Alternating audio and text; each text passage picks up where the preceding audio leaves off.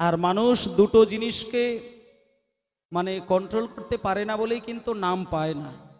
যে ব্যক্তি নিজের ঘুমটাকে নিজের দেহ থেকে দূর করতে পারে না, আর যে খিদে সামলাতে পারে না।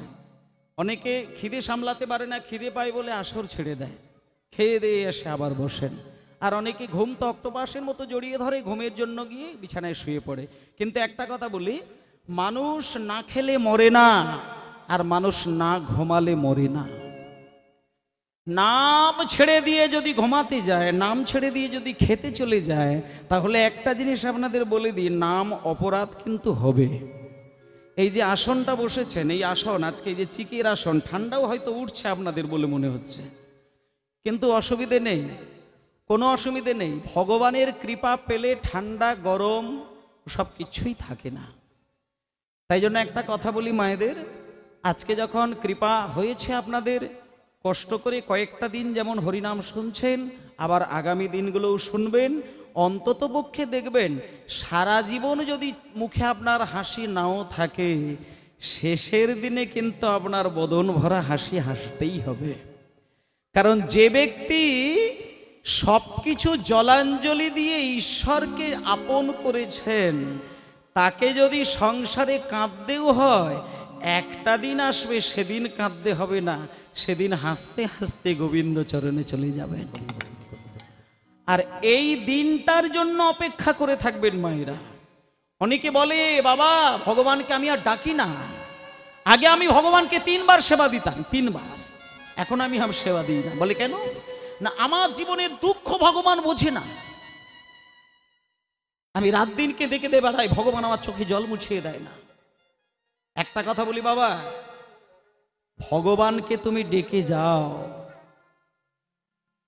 যতই কাঁদায় ততই কাঁদো, কিন্তু ঈশ্বরের চরণ ছাড়া হইও না।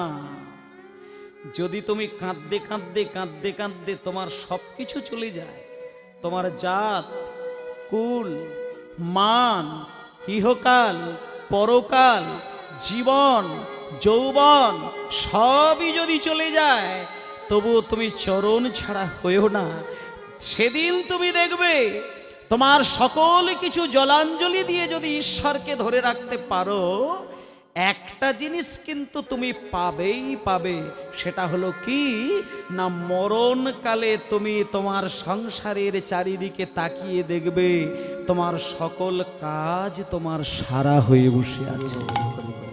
কারণ একটা কথা শুনে রাখুন মা, মরে যাওয়াটা কিন্তু মানুষের কাছে যন্ত্রণার নয়। সংসার থেকে বাড়ির কর্তা মরে গেল, সংসার থেকে বাবাও চলে গেল, মা চলে গেল, বড় দাদা চলে গেল, ছেলে চলে গেল, এটা যন্ত্রণার নয়। যন্ত্রণাটা বাড়ির সেইখানে মরার সময় সেই ব্যক্তি যদি যন্ত্রণা রেখে দিয়ে মরে যায়, সেটাই সব থেকে বেশি যন্ত্রণা। কোনো বাবা যদি লক্ষ লক্ষ টাকা ঋণ রেখে দিয়ে যদি মারা যায়, সেই ঋণ কিন্তু মর্মান্তিক রূপ ধারণ করে সেই সংসারে। কোনো বাবা যদি 4টে মেয়ের বিবাহ না দিয়ে মরে যায়, সেখানে যদি রোজগার না থাকে, তাহলে কিন্তু সেটাই যন্ত্রণা।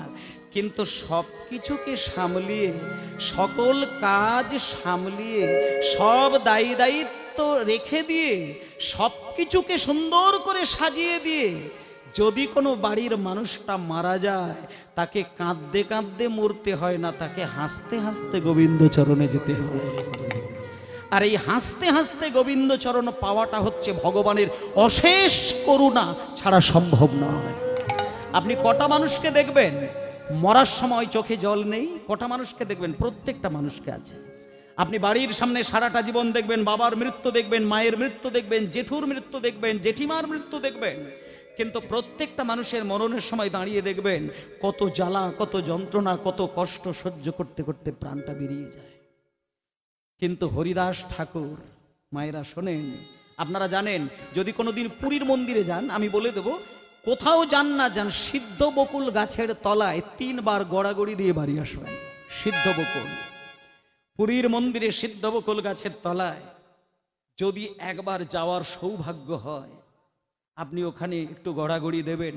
কারণ ওই সিদ্ধ বকুল গাছের তলায় যে হরিদাস ঠাকুর মুসলমানের ঘরে জন্মগ্রহণ করে সারা জীবন ওই অদ্বৈত ঠাকুরের কোলে বসে দীক্ষা পেয়ে সেই হরিদাস ঠাকুর যখন সবকিছু ছেড়ে চলে যায় পুরীর মন্দিরে, হরিদাস ঠাকুর কিন্তু কোনো গৃহে ছিলেন না। একটা কথা বলি, হরিদাস ঠাকুর কোনো গৃহে ছিল না, কোনো মন্দিরে ছিল না, সিদ্ধ বকুল গাছের তলায় রাত দিন বসে বসে 3 লক্ষ বার নাম করতেন। এবং মহাপ্রভুর একটা নিয়ম কিন্তু তিনি মেনে চলতেন। আপনাদেরকেও বলি, যারা জপমালায় নাম করেন তাদের ক্ষেত্রে একটা কথা বলি, চৈতন্য মহাপ্রভু হরিদাসকে বলেছিলেন এবং অদ্বৈত আচার্য ঠাকুর হরিদাসকে বলেছিলেন, হরিদাস তোমাকে আমি যে নাম দিচ্ছি এই নাম যখন তুমি মালাই করবে যেন দেখো মেরুদণ্ড সোজা থাকে, দেখো নাম করতে গিয়ে তুমি যেন শুয়ে পড়ো না, শুয়ে শুয়ে কোনোদিন নাম করবে না। এবং হরিদাস শুয়ে শুয়ে কোনো দিন জপমালায় হাত দেয়নি। যতবার নামের মালা হাতে নিয়েছে সোজা হয়ে বসে হাতে নিয়েছিলেন। এবং কোন জায়গায়? সেই সিদ্ধ বকুল গাছের তলায়। যে সিদ্ধ বকুল গাছটা রয়েছে এখনো পুরীর মন্দিরে, এবং সেই সিদ্ধ বকুল গাছের এমন অলৌকিক ক্ষমতা যে গাছটা ছালের ওপর দাঁড়িয়ে রয়েছে, ওই গাছের ভেতরে নাকি কোনো কাঠ পাওয়া যায়নি। জগন্নাথের কৃপার সেই কাঠ, সেই গাছ যেখানে হরিদাস ঠাকুর 3 লক্ষ বার নাম করেছিলেন। মায়েরা একটা কথা বলি, যে হরিদাস কোনোদিন শুয়ে নাম করে না, শুয়ে শুয়ে নাম করে না। আমি অনেকেই জানি, আমার বাড়িতেই, আমার পাশের বাড়িতে আমি দেখেছি হেলাম দিয়ে পাশ বালিশে শুয়ে শুয়ে আরাম করে করে নাম করে। আমি বলে দেবো আপনাদের সবাইকে বলি, শুয়ে শুয়ে নাম করবেন না, নাম করবেন সচেতন হয়ে। নাম নিয়ে ছেলে মানুষই করা যায় না। আপনি বিগ্রহকে যাতা করতে পারেন কিন্তু নামের সঙ্গে নয়। রাধারানী বলেছিলেন যে ওরে ললিতা, সাক্ষাৎ ভগবান কৃষ্ণ যদি আমার কাছে আসে আমি তাকে দেখতে পেলে তার জয়ধ্বনি দেব 1 বার, আর কৃষ্ণ যদি আমাকে ছেড়ে দিয়ে চলে যায় আমি তার নামের জয়ধ্বনি দেব 20 বার। ললিতা বলেছিল কেন না, তার কারণটা হলো একটাই, আমার কৃষ্ণ যত বড় দয়াময় তার থেকে অনেক বেশি তার নাম দয়াময়। নিতাই গৌর প্রেমানন্দে হরি বল। তাই ভক্তমণ্ডলী মাগো, আপনারা পুরীর মন্দিরে আসতে যে সিদ্ধ বকুল গাছের তলায় হরিদাস ঠাকুর নাম করেছিলেন, একদিনকে হরিদাস ঠাকুর কিন্তু একটু ভুল করে ফেলেছিলেন। কি ভুল? অদ্বৈত ঠাকুরের যে কথাটা বলেছিল শুয়ে শুয়ে নাম করবি না, কিন্তু হরিদাস একটা দিন কথা রাখতে পারেনি। সম্পূর্ণ গাছের তলায় শুয়ে জপের মালা হাতে দিয়ে নাম করছিলেন, আর চোখ থেকে সাগরের মতো জল গড়িয়ে গড়িয়ে যাচ্ছিল। গোবিন্দ দাস মহাপ্রভুকে এসে খবর দিলেন, প্রভু প্রভু প্রভু, যে হরিদাস কোনোদিন শুয়ে শুয়ে নাম করে না, আজকে আমি গিয়ে দেখে এলাম সেই হরিদাস ঠাকুর শুয়ে শুয়ে নাম করছে। যে মহাপ্রভু কোনোদিন পাগলের মতো ছুটে যায় না, সেই মহাপ্রভু আজকে পাগলের মতো ছুটে গেলেন। আস্তে এই জায়গাগুলো একটু উপলব্ধি করবেন। হরিদাসের কাছে গিয়ে যখন মহাপ্রভু সোজা হয়ে দাঁড়িয়েছেন, মহাপ্রভু হরিদাসের চোখে চোখ রেখে বললেন, হরিদাস হে কি, আজকে তুমি শুয়ে শুয়ে নাম করছো? তোমাকে তো আমি শুয়ে শুয়ে কোনোদিন নাম করতে দেখি না। এ কি, তুমি শুয়ে শুয়ে কেন নাম করছো হরিদাস? সঙ্গে সঙ্গে হরিদাস হামাগুড়ি দিতে দিতে গিয়ে মহাপ্রভুর চরণ দুটো জড়িয়ে ধরলেন। এই জায়গাটা কত আবেগের জায়গা দেখুন। প্রভুর চরণ দুটো জড়িয়ে ধরে বলছেন, প্রভু আমি আপনাকে 3টে জিনিস চাইব, আপনি দেবেন? আমি কোনো দিন চাইব না, আর আমি কোনো দিন চাইব না, আজকেই শুধু চাইব 3টে জিনিস, 3টে জিনিস আপনি আমাকে দেবেন। মহাপ্রভু বললেন, হরিদাস বলো তুমি কি চাও, আমি তোমায় দেব। তখন মহাপ্রভুর কথা শুনে হরিদাস কি 3টে জিনিস চাইলেন আপনাদেরও এটা জানার দরকার, এবং আপনারাও কিন্তু ভগবানের কাছে এইটাই চাইবেন। মানে হরিদাস ঠাকুর মহাপ্রভুকে যেটা চেয়েছিলেন, কলির প্রত্যেকটা মানুষকে সেই বাসনা নিয়ে কিন্তু গোবিন্দ ভজন করার দরকার। সেই বাসনাটা বলে দিই, হরিদাস ঠাকুর মহাপ্রভুর চরণ ধরে জড়িয়ে ধরে মাথা নত করে চোখের জলে মহাপ্রভুর চরণ ধৌত করে দিয়ে 3টে বাসনা মহাপ্রভুকে চেয়েছিলেন যে প্রভু আমাকে 3টে জিনিস তুমি দেবে, আমার 1 নম্বর চাওয়া হলো, আমি এই জীবনে যারই মরণ দেখেছি, আমি দেখেছি কত কষ্ট করে, কত যন্ত্রণা পেতে পেতে, কত ছটপট করে করে মানুষের প্রাণ যায়। কিন্তু প্রভু, আমার যেদিন মরণ হবে, আমি যেন কোনো কষ্ট না পাই, আমি যেন হাসতে হাসতে শুধু গোবিন্দের চরণে যেতে পারি। আর আমি কিচ্ছু চাই না, মানে আমি শুধু বলতে চাই, আমার যেদিন মরণ হবে আমার মুখে যেন হাসি থাকে। এটা 1 নম্বর। আর 2 নম্বর কথা হচ্ছে, যেদিন আমার মৃত্যু হবে সেদিন আমার জিহ্বায় যেন কৃষ্ণ নাম চলতেই থাকে। আর 3 নম্বর, যেদিন আমার মরণ হবে সেদিন তোমার এই যুগল চরণ যেন আমার হৃদয়ে ধরা থাকে। তাহলে মরণের দিনে হৃদয়ে থাকবে তোমার চরণ, মরণের দিনে জিহ্বায় থাকবে তোমার নাম, আর মরণের দিনে আমার মুখে থাকবে হাসি। এই 3টে জিনিস যদি মানুষ পায় তবেই জীবন সার্থক হতে পারে, বাকি আর কোনো জিনিসে সার্থকতা থাকে না। মাগো, সারা জীবন আপনি হাসতে হাসতে গেলেন, আর মৃত্যুর দিনে আপনি পচে পচে যন্ত্রণায় ছটফট করে করে আপনার প্রাণ বেরোলো, এটা কিন্তু মানুষের জীবন নয়। যেদিন মরণ হবে সেদিন হাসতে হাসতে মৃত্যু হবে, সেদিন তোমার জীবন সার্থক। ভগবানের নামের প্রেম সেই জায়গায়। তাই আজকে চলুন সেইভাবে নাম, সেইভাবে প্রেম, সেইভাবে ধ্যান করতে করতে নর নর বলে প্রভু ডাকে বার মা, হরি হরি হরি হরি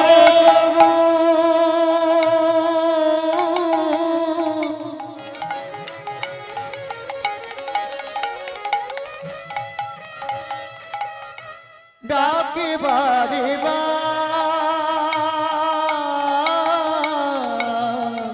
ডাকিতে ডাকিতে বহে প্রেম সুধা, ডাকিতে ডাকিতে বহে প্রেম সুধা। দাঁড়া দাঁড়া দাঁড়া, আস্তে। সারা কার্তিক মাস, আস্তে দাঁড়াও, সারা কার্তিক মাসই তো আপনাদের মেদিনীপুর জেলায় নাম চলেছে। আপনারাও তো ব্রত মাস পালন করেছিলেন, আশা করি অনেকেই করেছেন। কারণ আমরা তো বিভিন্ন জেলায় গান গাই, মেদিনীপুর জেলার মধ্যে যে আবেগটা আমি লক্ষ্য করি অন্যান্য অনেকগুলো জেলার থেকে সম্পূর্ণই আলাদা। এই মেদিনীপুর জেলার মানুষ অনেক সচেতন, অনেক আধ্যাত্মিক পথে চলাফেরা করেন, এবং বিশেষ করে নিয়ম মাসের দিক থেকে মেদিনীপুর জেলার মধ্যে আমি যে ব্যাপকভাবে নিয়ম পালনের দিকটা দেখি অন্যান্য মাস জেলার থেকে অনেক বেশি। তাই আপনারা নিয়ম পেলেছেন। আর মেদিনীপুর জেলার মধ্যে যেহেতু সারা মাস আপনি নাম চালিয়ে গিয়েছিলেন, দেখবেন কার্তিক মাসের শেষের দিনে একটা গান হয়, যে গানটা না গাইলে যেন নিয়ম ভঙ্গ হয় না বলে মনে হয়। মানে এক কথায় বলা যায় নাম যজ্ঞ সমাপ্তমূলক গান। যে গানটা না গাইলে নাম সমাপ্ত হয় না। সারা কার্তিক মাস যদি বাড়িতে নাম চলে, শেষের দিনে একটা গানের দ্বারাই কিন্তু খোল ঠান্ডা করা হয়। খোল ঠান্ডা বলে না, খোল ঠান্ডা করা, সেটা কোন গানের দ্বারা হয় আপনারা সেটা কিন্তু জানেন। মানে নাম যজ্ঞ সমাপ্তমূলক। এই যে আজকে হরিনাম হচ্ছে, যাদের উপরে দায়িত্ব রয়েছেন, এখানে যারা বৈষ্ণব নামটা জুড়েছেন, দেখবেন একেবারে শেষে উনিই কিন্তু নাম কাটবেন, বন্ধ করবেন, খোল করতাল সমাপ্ত করে দিয়ে প্রণাম করবেন। কোন গানের দ্বারা? খুব বিখ্যাত গান, মানে সারা বৈষ্ণব সমাজ সেই গানটা জানে, আপনারাও জানেন, এখানে কেউ জানেন না বলে আমার মনে হয় না, প্রত্যেকেই জানেন। খুব বিখ্যাত গান, যে গান গাইবার পরেই নামযজ্ঞ সমাপ্তক্ষণ হয়ে যায়। এবং এত সুন্দর পবিত্র গান লিখেছেন কে, শুনলে অবাক হয়ে যাবেন। গানটা 2টো লাইন গাইব, আমিও গাইব, আপনারাও গাইবেন।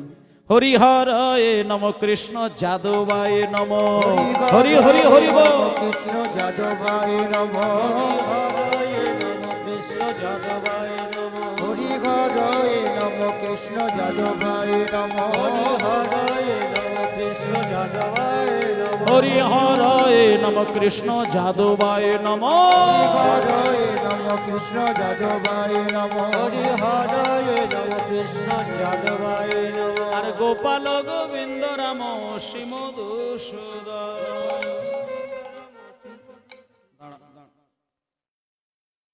দাঁড়াও দাঁড়াও, যাতা করলে হবে না। হরি হরয়ে নম কৃষ্ণ যাদবায় নম, তারপরে যাদবায় মাধবায় কেশবায় নম। আর আমি কি বললাম? গোপাল গোবিন্দ রাম শ্রী মধুসূদন।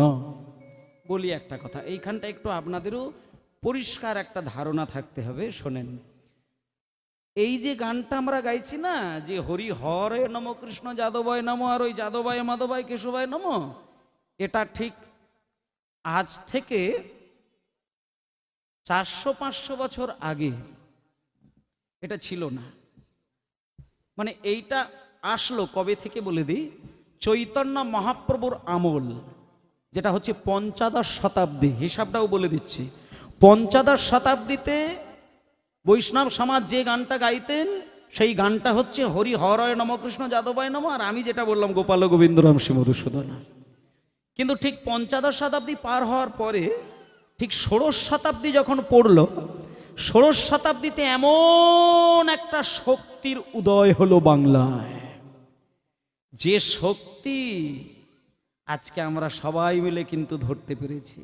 যিনি না আসলে জানি না আমরা উদ্ধার পেতাম কিনা, তিনি আসলেন বলে আমরা উদ্ধার হয়ে গেলাম। সেই মহাশক্তির একটা ভাণ্ডার মহাপ্রভু আমাদের জন্য উপহার দিয়েছিলেন। তিনি জন্ম নিয়েছিলেন, তিনি জন্ম নেবার পরে ওই গানের মধ্যে তিনি একটু ঘুরিয়ে দিয়েছিলেন, হরি হরয় নম কৃষ্ণ যাদবায় নম। আর ওই যে আমি বললাম গোপাল গোবিন্দ, ওটা না বলে আপনারা যেটা বলছেন ওই লাইনটা ওর ভেতরে দিয়ে দিয়েছিলেন, ওই যাদবায় মাধবায় কেশবায় নম। তিনি কে? তিনি সারা বাংলার মধ্যে বৈষ্ণব সমাজের সর্বশ্রেষ্ঠ বৈষ্ণব চূড়ামণি, যার কথা না শুনলে পরে আপনি বৈষ্ণব জগৎ সম্পর্কে কিছুই ধারণা তৈরি করতে পারবেন না। এই কীর্তন সম্পর্কে সঠিক ধারণা তৈরি করতে গেলে যার জীবন কথা শোনার একান্ত প্রয়োজন, তিনি হলেন বিশিষ্ট বৈষ্ণব আচার্য নরোত্তম দাস ঠাকুর। ভক্তমণ্ডলী মাগো, আজকে একেবারে প্রভাতকাল কটা বাজবে তখন বেশি হয় না, ওই খুব বেশি হলে 4:30 কি 5টা বাজে ভোরের বেলা। আর এখানে কারা কারা ভোরবেলা ঘুম থেকে ওঠেন আমি জানি না, তবে আপনাদেরকে আমি একটা বিধান করে দেবো, যদি ঘুম একান্ত পায় তাহলে অন্তত পক্ষে বেলায় অন্তত 1 ঘন্টা ঘুমিয়ে নেবেন, তাও ভালো, কিন্তু ভোরের বেলা ঘুমাবেন না।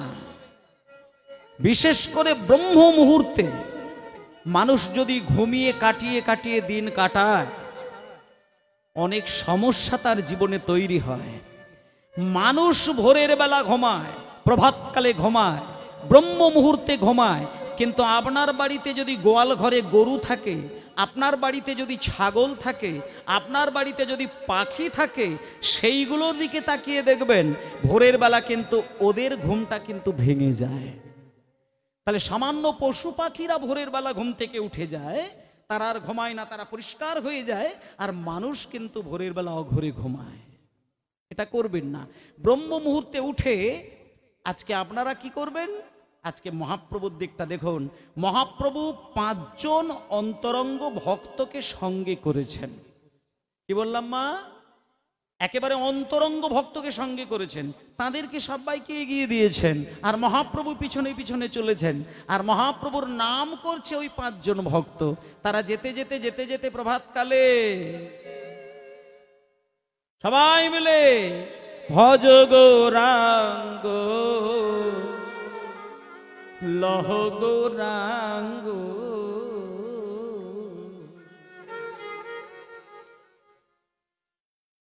আবার এক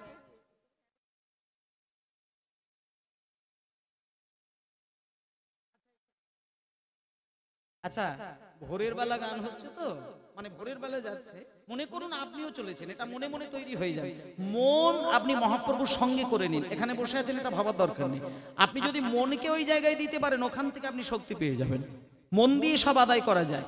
দেহ দিয়ে আধ্যাত্মিকতা হয় না, মনের পরিবর্তন। তাই চলুন, আজকে 5 জন ভক্ত মহাপ্রভুকে সঙ্গে নিয়ে নদিয়া থেকে চলে আসছেন। কোথায় সেই ঠিকানাটা আমি বলবো একটু পরে, সেখানে চলুন আমরাও যাই।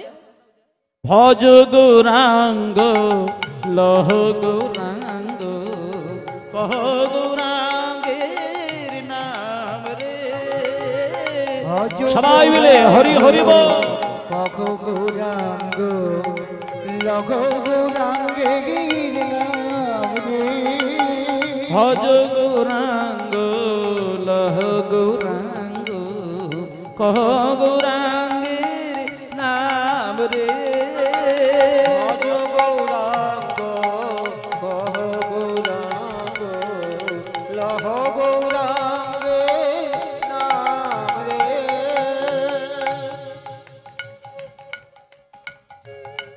যে জনা গৌরাঙ্গ ভজে সে হয় আমার প্রাণ রে। রঙ্গ ভজি সে আমার প্রাণ রে। যে জনা রঙ্গ ভজে সে আমার প্রাণ রে। আর যে জনা রঙ্গ ভজে সে আমার প্রাণ রে। আর যে জনা গৌরাঙ্গ ভজে সে হয় আমার প্রাণ রে। রঙ্গ ভজে সে আমার প্রাণ রে। ভজ গৌরাঙ্গ লহ গৌরাঙ্গ কহ গৌরাঙ্গের নাম রে। ভজ গৌরাঙ্গ লহ গৌরাঙ্গ কহ গৌরাঙ্গের নাম রে। ভজ গৌরাঙ্গ কহ গৌরাঙ্গ লহ গৌরাঙ্গের নাম রে। হরি হরি বল। লহ গৌরাঙ্গ কহ গৌরাঙ্গের নাম রে। হরি বল হরি বল হরি বল হরি বল। সকলকে মহাপ্রভু কায়দা করে বেশ কয়েক ঘন্টা পথ হাঁটিয়ে হাঁটিয়ে ছুটিয়ে ছুটিয়ে নিয়ে চলে আসলেন মুর্শিদাবাদের একটি বিখ্যাত জায়গা। আজকে আমরা সেই জায়গায় সকলে মিলে আসলাম। এবং যদি আপনারা কোনোদিন বেড়াতে যাওয়ার উদ্দেশ্যেও যান, দেখে আসতে পারেন মায়েরা। জায়গাটা হলো মুর্শিদাবাদের জলঙ্গি বলে একটি জায়গা। মানে হাজারদুয়ারি তো অনেকেই বেড়াতে যায়, মুর্শিদাবাদের হাজারদুয়ারি যদি কোনোদিন যান তাহলে ওইখান থেকে একটু জলঙ্গি বলে একটি জায়গা রয়েছে। আমি ওইখানে 3 বার গিয়েছিলাম। আর আপনারাও যদি যান দেখবেন জলঙ্গির একটা বাঁধ আছে, বাঁধ। যে বাঁধের ধারেই দেখবেন একটা নদী আছে, যে নদীর ওপারটা কিন্তু বাংলাদেশ আর এই পারটা মুর্শিদাবাদ। মানে এক কথায় বলা যায় পশ্চিমবঙ্গের বর্ডার ওই জায়গাটা। তাই আপনারা গেলে ওই যে নদীটা রয়েছে, ওই নদীটার নাম হচ্ছে পদ্মা নদী। আপনারা অবশ্যই যাবেন। যদি জল, হ্যাঁ অনেকটা দূরে গেলে আপনি জল পাবেন। আপনি পারলে একটু প্রণাম করবেন, ওখানে ডুব দেবেন। পারলে ওইখান থেকে কিছু মাটি এবং জল নিয়ে এসে আপনি ঘরে রেখে দেবেন। তার ক্ষমতাটা একটু বলে দিই, বুঝতে পারবেন তাহলে। মহাপ্রভু কিন্তু ঠিক যেই জায়গাটা বলছি ওই জায়গাটা পৌঁছে গেছেন আজ থেকে 540 বছর আগে ঘটনা। তাহলে মহাপ্রভু পৌঁছে গিয়ে ঠিক কয়েকজন ভক্তকে সঙ্গে নিয়ে একটা ঘাট রয়েছে, যে ঘাটে স্নান করাবেন বলে ঘাটের মধ্যে মহাপ্রভু ওই ভক্তদেরকে নামিয়েছেন। আস্তে, খুব সচেতন হয়ে ঘাটের মধ্যে 5 জনকে নামাচ্ছে। আর তাদের একটাই প্রশ্ন, মহাপ্রভু বলছে এই যে ভক্তগণ তোমরা একটা কাজ করো, তোমরা ঘাটে জলে নামো, আমি তোমাদের পিছনে পিছনে নামবো।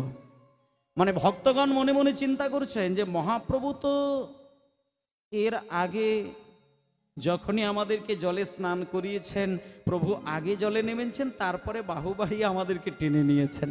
কিন্তু আজকে মহাপ্রভু জানি না যে আমাদেরকে জলে কেন আগে নামতে বলছেন। প্রভু আজকে কি করতে চাইছেন? সবাইকে জলে নামিয়ে দিয়ে, সবাইকে জলে ডুব দিয়ে কি ঘটনা ঘটলো? পদ্মা নদীর তীরে আমার শ্রী গৌরাঙ্গ রায়, হরি বল। আমার শ্রী গৌরাঙ্গ রায়, পদ্মা নদীর তীরে আমার শ্রী গৌরাঙ্গ রায়, ভক্তগণ সঙ্গে করি হরি গুণ গায়, ভক্তগণ সঙ্গে করি গুরি গুণ গায়, ভক্তগণ সঙ্গে করে হরি গুণ গায়, ভক্তগণ সঙ্গে করি গুরি গুণ গায়। তাদের আনন্দ ধরে না, আনন্দ ধরে না, আনন্দ ধরে না, তাদের আনন্দ ধরে না, ওই সংকীর্তন বিলাস রসে আনন্দ ধরে না, সংকীর্তন বিলাস রসে আনন্দ ধরে না, সংকীর্তন বলে আনন্দ ধরে না, সংকীর্তন বিলাস রসে ভক্তগণ সঙ্গে লয়ে, সংকীর্তন বিলাস রসে ভক্তগণ সঙ্গে লয়ে, সংকীর্তন বিলাস রসে ভক্তগণ সঙ্গে করে, সংকীর্তন বিলাস রসে ভক্তগণ সঙ্গে করে, সংকীর্তন বিলাস রসে আনন্দ ধরে না, আনন্দ ধরে না, আনন্দ ধরে না। বাহ! এইবার বাবা শোনেন শোনেন শোনেন, এমন ভাবে কীর্তন শুনতে হয় যেটা শুধু শোনা নয়, দেখা যায়। দেখা একমাত্র হরিনামের গান যেটা শুনতে গেলে দেখা যায়, আর যে দেখতে শিখেছে তার আত্মনিবেদন হয়ে গেছে। দেখার ক্ষমতা সবার হয় না, লীলা দর্শন করা, লীলা শ্রবণ করা নয়। এমন ভাবে লীলাকে শ্রবণ করবেন, আপনি এমনি হয়তো আমার দিকে তাকিয়ে রয়েছেন, কিন্তু আপনার মনে মনে কিন্তু লীলা কিন্তু আপনি দর্শন করছেন। আর যে ব্যক্তি লীলা শুনতে শুনতে লীলা দর্শন করতে শিখে যায়, তার আত্মনিবেদন আপনা আপনি হয়ে যায়। আর আত্মনিবেদন যদি একবার হয়, তাহলে তাকে আর জোর করে বলতে হয় না যে তুমি কৃষ্ণ বলে কাঁদো, তুমি গৌর বলে কাঁদো, এটা বলতে লাগে না। যার আত্মনিবেদন হয় তার সব সময় কিন্তু চোখ থেকে প্রেমের ধারা গড়িয়ে যায়। মায়েরা, মন্দিরে বসে কে কতজন কাঁদতে কাঁদতে মালা দেন বিগ্রহকে? আপনারা তো নিতাই গৌরেরও মানে বিগ্রহ রেখেছেন, আর রাধা মাধবেরও বিগ্রহ রেখেছেন। মালাটা যখন গোবিন্দের গলায় দেন, কিংবা নিতাইয়ের গলায় মালা দেন, কিংবা প্রসাদ নিয়ে যখন প্রভুর চরণে সেবা দিতে যান, কফোঁটা চোখ থেকে জল বার হয়, কফোঁটা জল। এটা প্রমাণ করে দেখেছেন? একটা জিনিস বলি, এই যে গোপালকে আপনি বেদির ওপরে বসিয়ে রাখলেন আর হাতে একটা নারকেলের নাড়ু তৈরি করে দিলেন, আপনি কিন্তু এটা জানেন কি ভগবান কিন্তু পরিষ্কার করে আমাদের জন্য একটা শিক্ষা দিলেন, তোমার যদি পয়সা থাকে তুমি বাজারের সব থেকে দামি ফলটা কিনে সেটাকে ধুয়ে সুন্দর করে কুচিয়ে কুচিয়ে প্লেটে সাজিয়ে আমাকে দেবে, আমি কথা দিলাম আমি সেটা খাবো। এবার যদি পয়সার অভাব থাকে, ফল দিতে হবে না, অন্তত বন থেকে দুটো ফুল তুলে নিয়ে এসে আমার চরণে দেবে। যদি ওই ফুল দেওয়ার সঙ্গে তোমার প্রেম থাকে, আমি ভগবান হয়ে কথা দিলাম, আমি হামাগুড়ি দিতে দিতে বাচ্চা ছেলের মতন হাতটা বাড়িয়ে সেই ফুল দুটোও চিবিয়ে চিবিয়ে খাবো। একটা বাচ্চা ছেলেকে যদি তার মা অখাদ্যও যদি তার মুখে তুলে দেয়, বলুন তো মা, ছেলে কি মুখটা হাঁ করে না? শিশুর মুখে খাবার তুলে দিলে শিশু যেমন বিচার করে খায় না, তেমনি ভক্তের কাতর প্রার্থনায় ভগবান যখন আসেন, ভগবান কিন্তু ভক্তের কাছে শিশুর মতো হয়ে যায়। কিচ্ছু জানে না, কিচ্ছু বোঝে না, শুধু আবেগ দিয়ে ডাকলেই হাত বাড়িয়ে তার কাছ থেকে সেবা গ্রহণ করেন। তাই ভগবান বলে দিল যে ফল দিতে না পারলে ফুল দিলে আমি হামাগুড়ি দিতে দিতে গিয়ে তার ফুলটাকে তুলে মুখে পুরে দিই। আবার বলেছে যে ফুল দিতে না পেরে, অনেক সময় হয় আপনি সারা বাগান ঘুরে ফেললেন, আপনি গোবিন্দকে দেবার মতো ফুল খুঁজে পেলেন না, তাহলে সেদিন গোবিন্দ কি পাবে? তার জন্যও বিধান করে দিয়েছে, তুমি যদি গাছের ফুল খুঁজে না পাও, তাহলে মিনিমাম দুটো তুলসী পাতা তুলে নিয়ে আমার কাছে বসবে আর হাত জোড় করে শুধু বলবে, ঠাকুর আজ আমি তোমাকে কিছুই দিতে পারি না, শুধু আমি দুটো পাতা তোমার চরণে দিলাম ঠাকুর, তুমি এই পাতা দুটোই গ্রহণ করো, আমি কথা দিলাম তার এই পাতাও আমি গ্রহণ করে নেব। তবে আর একটা কথা বলি, কেউ যদি পাতা জোগাড় করতে না পারে, এমনও হতে পারে যে পাতাও খুঁজে পেল না, সেই ক্ষেত্রে ঈশ্বর বললেন, যদি পাতাও খুঁজে না পাও, তুমি আমার কাছে বসে হাত জোড় করে শুধু বলবে, হে ঠাকুর আজ আমি তোমাকে কিছুই দিতে পারি না, কিচ্ছু দিতে পারলাম না, শুধু আমার দুফোঁটা নয়নের জলে তোমার চরণ সেবা করলাম ঠাকুর, আজকে আমি কিচ্ছু দিতে পারি না। আসলে দুবিন্দু নয়নের জল যদি আত্মনিবেদনের উদ্দেশ্যে কেউ দিতে পারে, ভগবান বললেন আমি কিন্তু সেই ভক্তের কাজে নিজেকে বিক্রি করে দিই।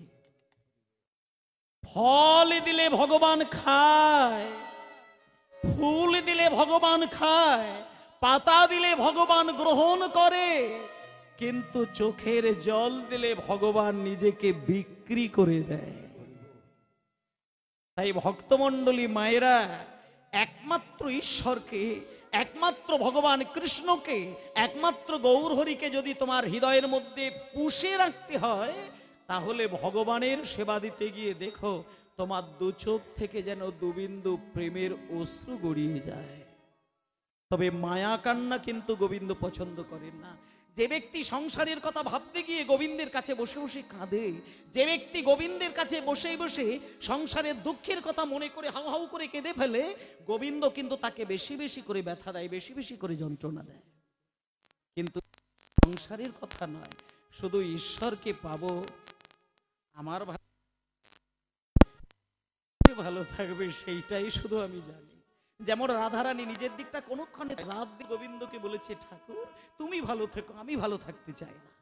এই যে অহৈতুকী প্রীতিতে ঈশ্বরকে সেবা করা, এটা যদি করা যায় তাহলেই গোবিন্দকে পাওয়া যায়। ভক্তমণ্ডলী মাগো, আজকে সেইভাবে ভাবিত ভক্তগণ, এই যে আজকে গৌরহরি আপন করে নিয়েছে সকলকে, আর ওই পদ্মা নদীর জলে স্নান করানোর জন্য জলের মধ্যে নামিয়ে দিয়েছেন, কিন্তু আপনারা ভাবছেন গৌরহরি জলে নামবে কখন?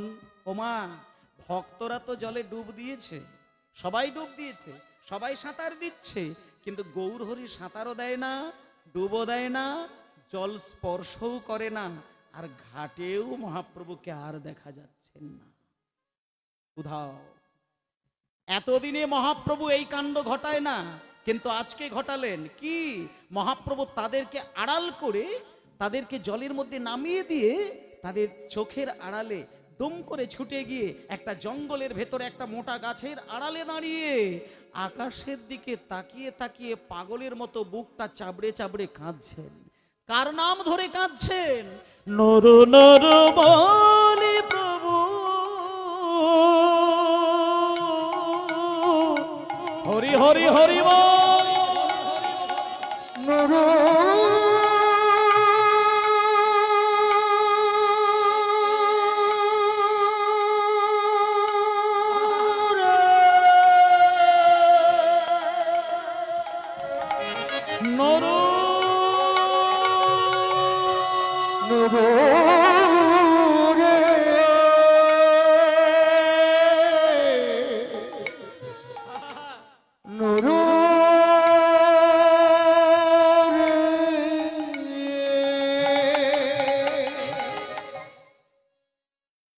সর্বনাশ, সর্বনাশ। মহাপ্রভু